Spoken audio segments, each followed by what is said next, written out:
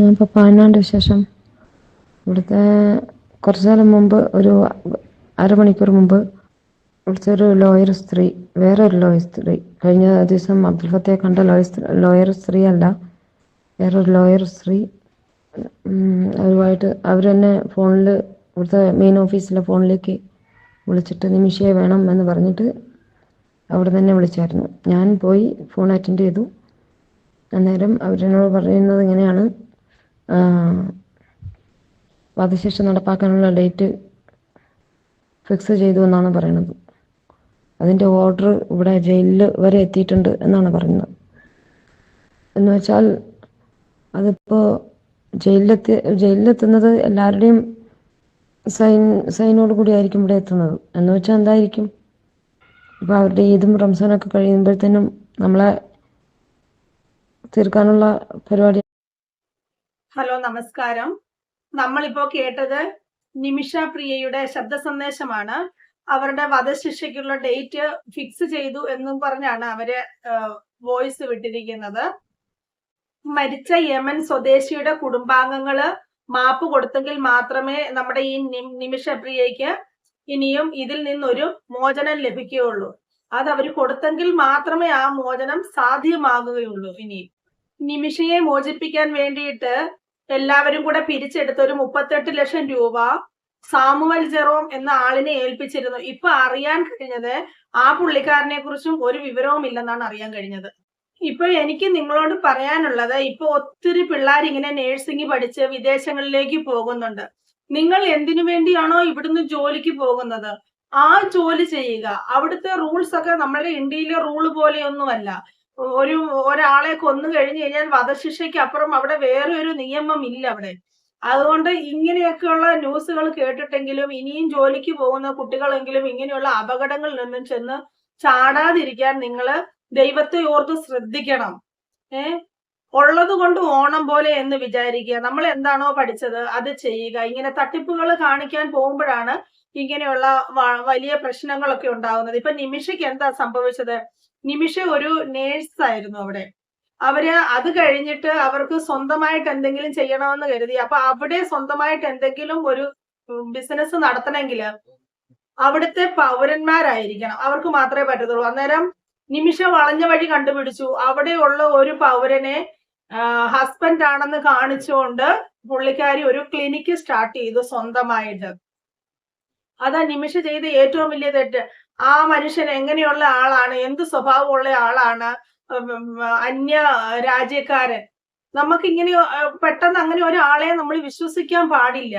അങ്ങനെ ഒരു ആളൊരുത്തൻ ഇങ്ങനെ പെട്ടെന്ന് ഒരാൾ ഇങ്ങനെ ഒരു ബിസിനസ് ആവശ്യം പറഞ്ഞ് ഒരു പെണ്ണിന്റെ പാർട്ട്ണറായിട്ട് കൂടുന്നുണ്ടെങ്കിൽ എത്ര പറഞ്ഞാലും അതിനെ നമുക്ക് ന്യായീകരിക്കാൻ പറ്റത്തില്ല. ആ പെണ്ണിനെ കണ്ടോണ്ട് തന്നെയായിരിക്കും അവന്റെ കൂട്ടത്തിൽ, അവനും എന്തെങ്കിലുമൊക്കെ ലാഭം വേണ്ടേ, അവൻ ആ പെണ്ണിനെ കണ്ടോണ്ട് തന്നെയായിരിക്കും അവന്റെ കൂട്ടത്തിൽ കൂടിയത്. പക്ഷെ ഒരു മകളുടെ അമ്മയായ നിമിഷ ഇങ്ങനെ ചെയ്യാൻ പാടില്ലായിരുന്നു. ഈ ചെയ്തതിന്റെ വിപത്താണ് ഇപ്പം അവർ ഈ അനുഭവിച്ചു കൊണ്ടിരിക്കുന്നത്. അതുപോലെ തന്നെ ഈ ഹസ്ബൻഡ് എന്ന് അവിടെ മുദ്ര കുത്തിയ ആളിനെ നാട്ടിൽ കൊണ്ടുവന്നു, നിമിഷയുടെ വീട്ടിൽ കൊണ്ടുവന്നു. നിമിഷയുടെ ഭർത്താവ്, മകള്, അമ്മ എല്ലാരും ഉണ്ടായിരുന്ന വീട്ടില് ഇദ്ദേഹം വന്നു. ഇവർക്ക് ഒത്തിരി സ്വാതന്ത്ര്യവും ഫ്രീഡവും കൊടുത്തു. ഇങ്ങനെ ഈ ആളെയും കൊണ്ട് എല്ലായിടത്തും കറങ്ങുക, അതുപോലെ തന്നെ ബിസിനസിന്റെ പാർട്ട്ണർഷിപ്പ്, അവിടെ വിദേശത്താണെങ്കിൽ ഭർത്താവെന്ന് കാണിച്ചുകൊണ്ടുള്ള രേഖ. ആണുങ്ങളല്ലേ, അപ്പം അവരുടെയും കൈ വിട്ടുപോയി. അവൻ അത്ര നല്ലവനൊന്നുമല്ല. കഞ്ചാവടിയും കള്ളുകുടിയനും വെണ്ണുപിടിയനും ഒക്കെയാണ് ആള്.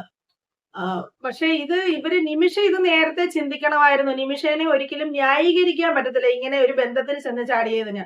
നിമിഷയെ ന്യായീകരിക്കാൻ പറ്റത്തില്ലെന്ന് മാത്രമല്ല, ഈ നിമിഷയുടെ ഭർത്താവ് എന്ന് പറയുന്ന ഒരു വ്യക്തി ഉണ്ടല്ലോ, അദ്ദേഹത്തിന് പിന്നെ ഭാര്യ വേറൊരുത്തന്റെ കൂടെ പോയാലോ കള്ളത്തരം കാണിച്ചാലോ ഒന്നും പുള്ളിക്ക് ഒരു വിഷയമില്ലെന്നാണ് എനിക്ക് തോന്നുന്നത്. പുള്ളിക്ക് കാശ് മതി. അതുകൊണ്ടാണല്ലോ ഇങ്ങനെ കള്ളത്തരത്തിൽ ഒരു കെട്ടിയോനെ കൂടെ നിർത്തി പൈസ ഉണ്ടാക്കിയിട്ടും പുള്ളി ഒന്നും പറയാഞ്ഞതും ആ മനുഷ്യനെ കൊണ്ട് നാട്ടിൽ വന്നതിന് അവരുടെ വീട്ടുകാരൊക്കെ അതിന് ഒത്താശ ചെയ്തു കൊടുത്തതും അതുകൊണ്ടായിരിക്കുമല്ലോ.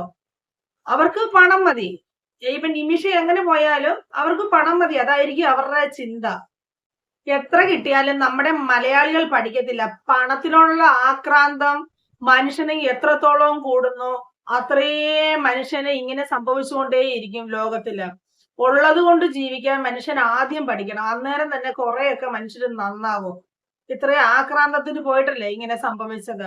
ഇപ്പം നല്ല നല്ല സ്ത്രീകളാണെന്നുണ്ടെങ്കിലേ കോടികൾ കൊടുക്കാമെന്ന് പറഞ്ഞാലും ഇങ്ങനെയുള്ള കാര്യത്തിലൊന്നും പോയി ചാടത്തില്ല. മറ്റുള്ള വേറെ ഒരു പരിചയമില്ലാത്ത ഒരാളെ ഭർത്താവെന്ന് കാണിച്ചുകൊണ്ട് ബിസിനസ് നടത്താനും ഇങ്ങനെയുള്ളവരെ വിശ്വസിക്കാനും ഒന്നും പോകത്തില്ല ശരിക്കും.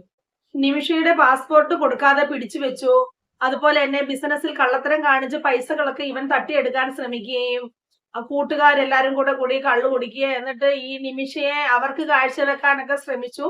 അപ്പൊ അതിൽ നിന്നൊക്കെ രക്ഷപ്പെടാൻ വേണ്ടിയാണ് നിമിഷ ഇവനെ കൊന്നെന്നാണ് അറിയാൻ കഴിഞ്ഞത്. പക്ഷെ അത് വലിയ മണ്ടത്തരമാണ് നിമിഷ കാണിച്ചത്. നിമിഷയ്ക്ക് അറിയാമല്ലോ ആ രാജ്യത്തെ റൂൾ എന്തുവാന്നുള്ളത്. ഒരാളെ കൊന്നു കഴിഞ്ഞാൽ കിട്ടുന്ന ശിക്ഷ എന്തുവാണ്, അതും പ്രത്യേകിച്ച് ആ നാട്ടിലെ പൗരൻ. അപ്പൊ അങ്ങനെ ഒരു വ്യക്തിയെ കൊന്നു കഴിഞ്ഞാൽ കിട്ടണ ശിക്ഷ എന്താണെന്നൊക്കെ നിമിഷയ്ക്ക് കുറഞ്ഞ പക്ഷെ അറിയാവുന്നതായിരിക്കുമല്ലോ. അന്നേരം അവിടെയുള്ള എംബസിയുമായിട്ട് ബന്ധപ്പെട്ട എങ്ങനെയെങ്കിലും പാസ്പോർട്ട് തിരിച്ചു മേടിച്ച് നമ്മുടെ നാട്ടിലേക്ക് കയറി പോകാനോ ഇല്ലെങ്കിൽ വേറെ ഒരു ജോലി അന്വേഷിച്ച് കണ്ടുപിടിക്കുകയോ ആയിരുന്നു നിമിഷ ബുദ്ധിപൂർവം ചെയ്യേണ്ടത്. അതിന് പകരം ഈ വ്യക്തിയെ കൊന്നതിൽ നിന്നല്ലേ ഇത്രയും പെട്ടുപോയത് നിമിഷ. ഇനിയിപ്പോ എന്തു പറയാനാ, ആ യമൻകാരന്റെ കുടുംബം നിമിഷയ്ക്ക് മാപ്പ് കൊടുത്തെങ്കിൽ മാത്രമേ നിമിഷയ്ക്ക് തിരിച്ച് നമ്മളുടെ കേരളത്തിലേക്ക് വരാൻ പറ്റത്തുള്ളൂ. ഇല്ലെങ്കിൽ ആ രാജ്യം കൊടുക്കുന്ന ശിക്ഷ നിമിഷ സ്വീകരിച്ചേ മതിയാവുള്ളൂ. നമുക്കൊക്കെ ഇനി ഇത്രയും മാത്രമേ ചെയ്യാൻ പറ്റത്തുള്ളൂ. നിമിഷയുടെ മകൾക്ക് തന്റെ അമ്മയെ തിരിച്ചു കിട്ടാൻ വേണ്ടി നമുക്ക് പ്രാർത്ഥിക്കാം. അല്ലാതെ നമുക്ക് വേറെ ഒന്നും ചെയ്യാൻ പറ്റില്ല. നമ്മൾ നിസ്സാരരാണ് ഈ കാര്യത്തില്.